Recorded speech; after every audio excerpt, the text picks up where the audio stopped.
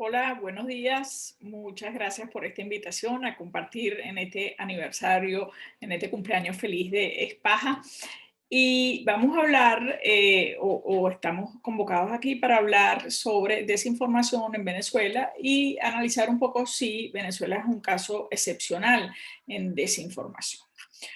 No cabe duda que el de la desinformación es un tema complejo, es un tema que tiene múltiples aristas de abordaje, es un tema actual además y es un tema global. Pero así como es global, no necesariamente es generalizable, ¿no? Y eso es un poco lo que queremos hacer, un poco entender, intentar entender el fenómeno desde la perspectiva venezolana y si Venezuela se comporta igual o parecido a otras partes del mundo. Y el informe o digamos lo que yo les voy a contar aquí es un poco derivado de un informe, un estudio que hicimos sobre desinformación, un estudio de campo, una encuesta de opinión pública, cuyas preguntas o varias de cuyas preguntas fueron tomadas del Digital News Report, que es un estudio global que se hace en 40 países desde la Universidad de Oxford y en el cual la Universidad de Navarra es socia, llevando los temas de España y Latinoamérica. Entonces, nosotros llevamos esta línea de investigación sobre el consumo de medios digitales y los medios, el consumo de información incidental también, así como el tema de la desinformación, ¿no? Y fuimos quienes escribimos este informe que está alojado en la web de Espaja y al que me gustaría mucho recomendar que descargaran, ¿no? Yo soy una de los tres autores y los otros dos son los profesores Jordi Rodríguez Virgili y Javier Serrano Puch. Entonces, bueno, un poco la idea y estas 9 palabras es exactamente la, sintetiza lo que fue es este informe, pero no se queden, digamos, con las 9 palabras, sino les invitamos a leerlo. El tema de la desinformación, pues, no es en lo absoluto nuevo en la política, sino más bien es parte del paisaje corriente de la política, ¿no? Es muy famoso y muy conocido ese dicho que se le atribuye a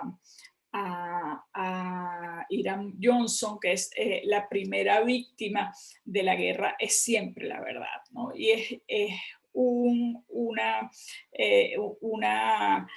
una quote, una frase, digamos, bélica o de inspiración bélica, pero básicamente en el fondo es también una frase política, porque no, la política es la sublimación de la guerra, o sea, es la guerra con otros fines y con otros instrumentos, donde la persuasión empieza a formar parte muy ávidamente, pero también las verdades, las interpretaciones y las mentiras puras y simples, ¿no? Planas, ¿no? Entonces, hay una serie de condiciones en el mundo moderno que vienen facilitando que se den los procesos de desinformación. Esto no es la primera vez que pasa en la historia de la humanidad, sino que más bien la tecnología o los cambios tecnológicos, en la medida que han ido haciéndose masivos en las sociedades, han generado nuevos esquemas de información y de desinformación, ¿no?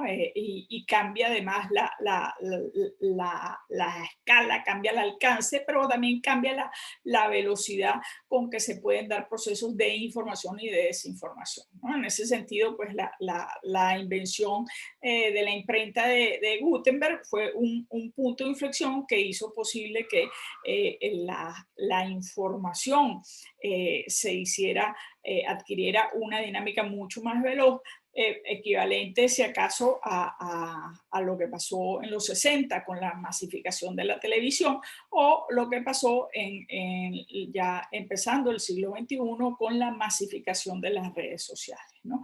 Entonces, la aparición, digamos, de todas estas novedades tecnológicas ha hecho que eh,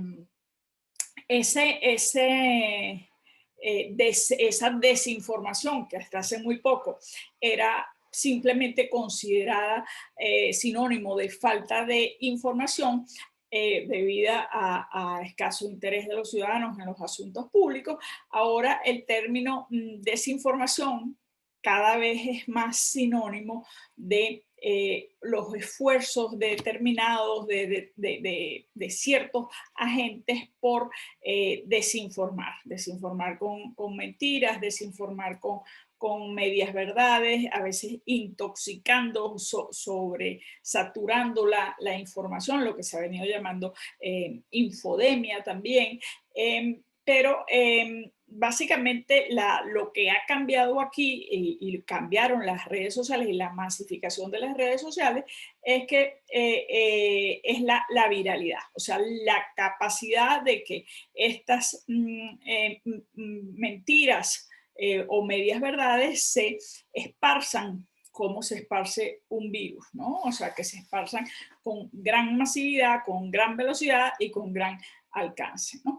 Entonces, bueno, el término fake news pues se puso muy de moda, ya, digamos, es ya parte del lenguaje cotidiano. Sin embargo, no pocos académicos y periodistas advierten sobre lo impropio de referirse a este fenómeno como fake news, ¿no? Pero lo que digamos que lo que impulsó esto es un poco la caricatura que estamos viendo en las pantallas, ¿no? Lo que impulsa esto viene a partir de las autopsias de los procesos electorales, de dos procesos electorales importantísimos en el año 2016, que fue la victoria del presidente Trump, por un lado, en los Estados Unidos, y la victoria del Brexit, por otro lado, en la Gran Bretaña. Y entonces, básicamente, esto hace estos dos eventos políticos de enorme importancia suceden en un momento en que existía un virtual consenso por parte de los medios de comunicación sobre la conveniencia de que ganara Hillary Clinton y la conveniencia a su vez de que ganara la opción del Remain en Gran Bretaña, ¿no? Entonces, a raíz de las autopsias de estos procesos electorales, se empieza a percibir con meridiana claridad que algo ha cambiado, algo fundamental ha cambiado en la forma como las sociedades están consumiendo la información, y esto en simultáneo ocurre con algo que le da como un peso específico particular, y es que se selecciona la palabra posverdad.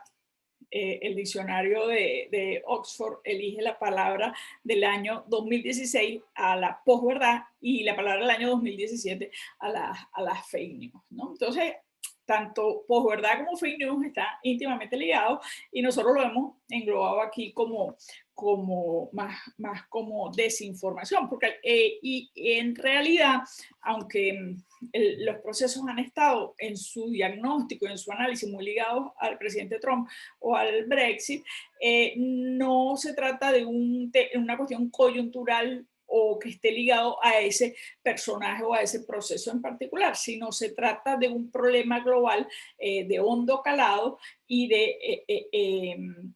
además no en lo absoluto coyuntural, sino un proceso que llegó para instalarse y ser de nuevo parte del paisaje corriente de la comunicación política y de la información en las sociedades, en la política, ¿no?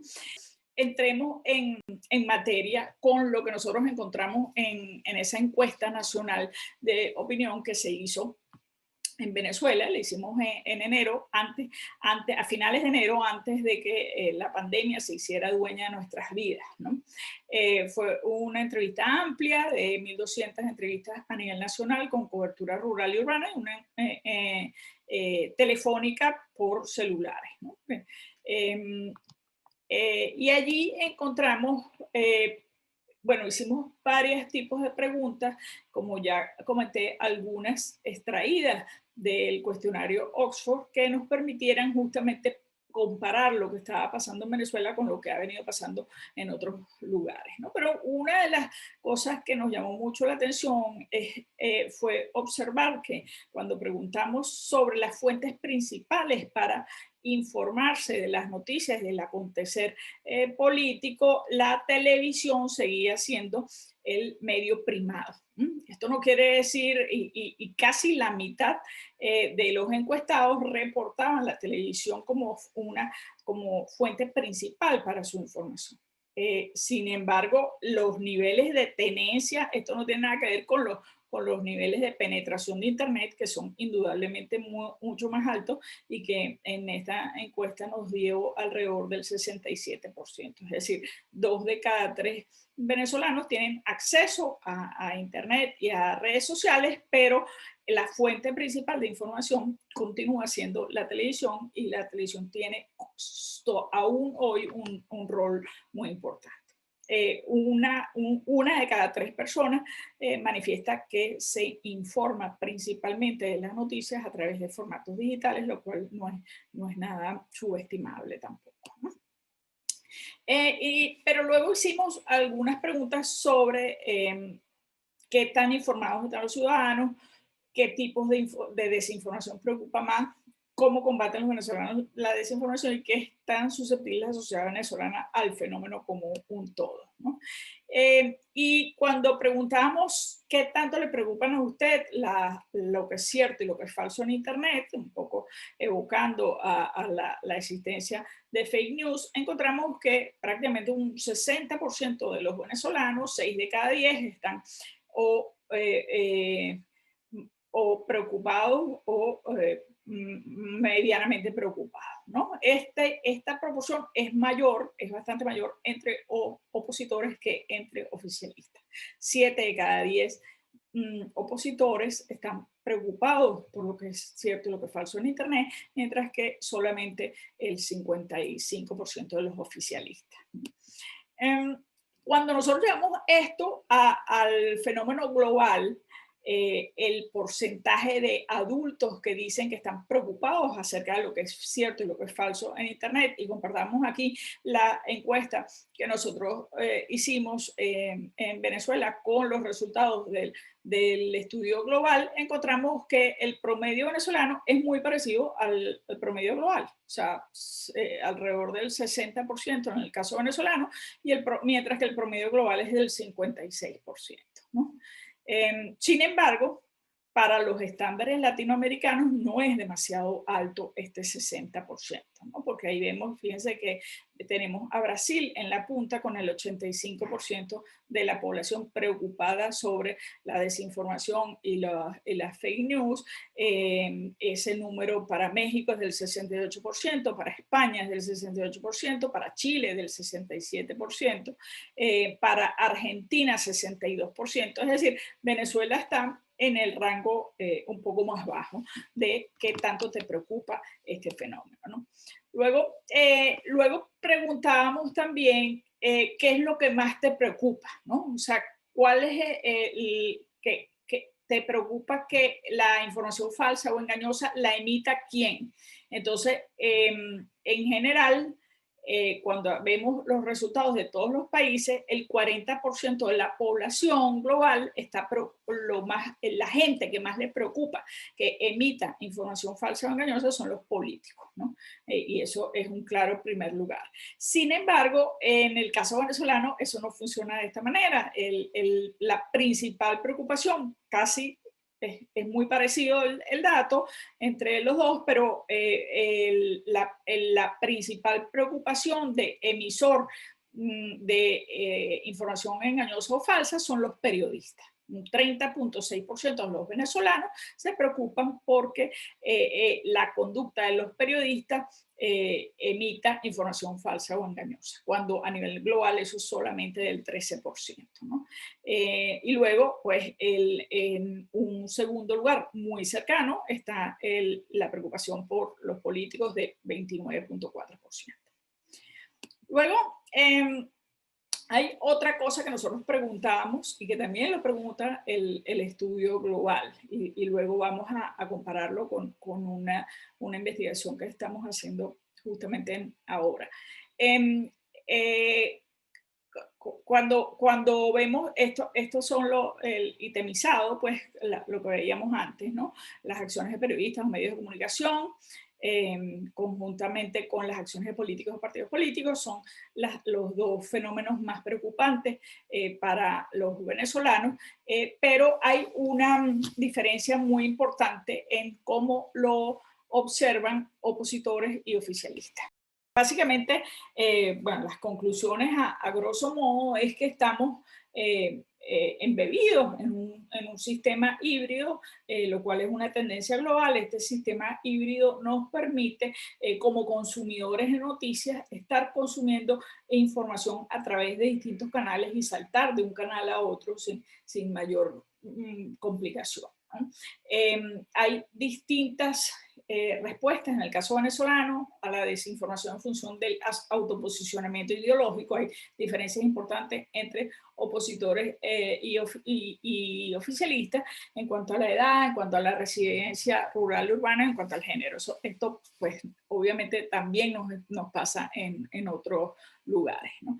La preocupación por lo falso es 15 puntos más alta entre opositores que entre oficialistas, es un dato llamativo. Existe autoposicionamiento y sesgo de confirmación, es decir, exposición selectiva, según la cual, de acuerdo a tu autodefinición ideológica, tú te vas a exponer o vas a ver particulares medios de comunicación que refuerzan lo que es tu apreciación ideológica. Te expones selectivamente a aquellas fuentes de información que te dan argumentos para reforzar tus posturas políticas.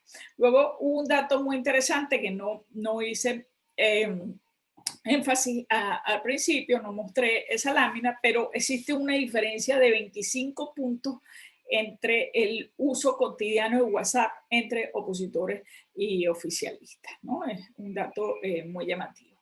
En general, Venezuela demuestra o evidencia niveles de preocupación sobre el fenómeno que son similares a los del promedio mundial, pero ojo, mientras que Argentina, Chile y España están jerarquizando de idéntica manera sus preocupaciones sobre la desinformación, Venezuela hace ese ranking distinto, ¿no? Y esa preocupación por el periodismo mediocre no se ve como una preocupación tan alarmante en estos otros 3 países que estamos estudiando y sí se está viendo en Venezuela. Entonces, ojo con las generalizaciones, hay cosas que se parecen, pero no, Venezuela está comportándose distinto en algunos elementos que nos podrían hacer pensar que la desinformación en Venezuela es un fenómeno que tiene sus características propias. Sin embargo, pues sería interesante hacer más mediciones, hacer más investigaciones, hacer investigaciones a escala subregional que nos permitieran no solamente comparar el fenómeno de la desinformación en los distintos países, sino lo que es más interesante es identificar cuáles son los segmentos de las poblaciones que son más vulnerables a la desinformación, porque no habría mejor manera de prevenir la desinformación que identificando precisamente estas vulnerabilidades. Así que básicamente esto es lo que tenía para contarles. Aquí estamos nosotros, los autores de la investigación, y a la orden y en contacto a través de redes sociales o a través del correo electrónico que está aquí indicado, y en Twitter soy @CarmenBeat. Pues saludos y lamentando no estar de forma presencial con ustedes hoy, pero Espero que haya sido de utilidad. Gracias.